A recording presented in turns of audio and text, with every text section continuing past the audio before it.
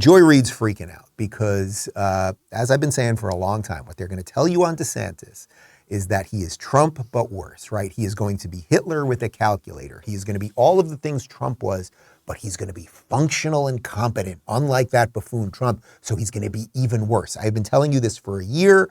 Watch Joy Reid make Dave Rubin look pretty good. The story about a cartoon creator becoming the voice of the great white male freakout doesn't end at Dilbert or even at Elon Musk. It ends, or rather begins, with white grievance politics potentially becoming U.S. federal policy. If Florida Governor Ron DeSantis becomes president of the United States, which he is clearly aiming for, America will become the land of total government control over women's bodies, Black history, gender identity, how you can teach, learn, read, think, even talk. It would essentially be a more functionally authoritarian version of Trump, a more action, less personality type of president, who's basically offering two options: pre-civil rights America or total control of society. Like, she should be fired. I don't even know how else you could say it. Like, Florida is the freest place in the world, literally in the world.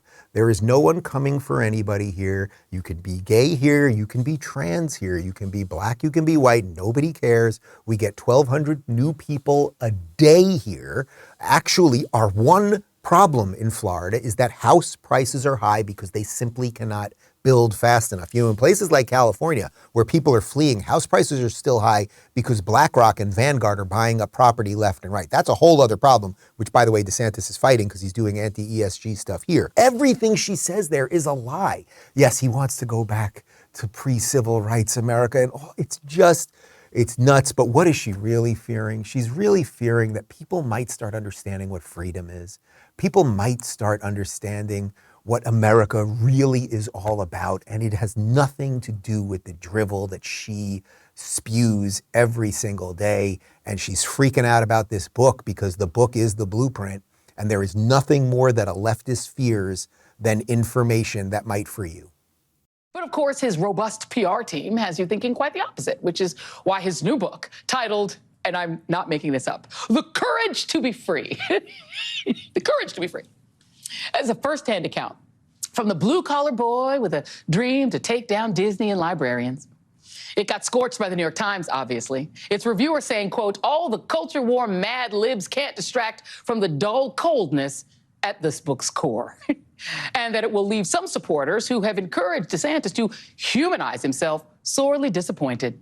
The world DeSantis is building, the reviewer said, down in Florida, is one that uses the power of government to make the Dilbert guys of the world feel comfortable. They feel good about themselves, centered, you know.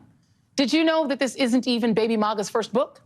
He also penned Dreams from Our Founding Fathers, published in 2011. And it pretty much sums up what we already know about the guy.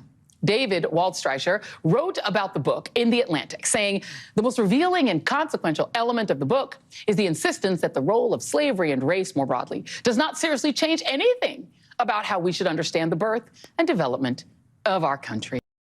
All right, first of all, I don't want to be demonetized today because it would hurt us in the algorithm. I don't really care about the money. But if I say what I really think about her, we're going to get demonetized. Then there's no guacamole for you for lunch. So I'm going to write down 3 words that I think sum up Joy Reid quite well.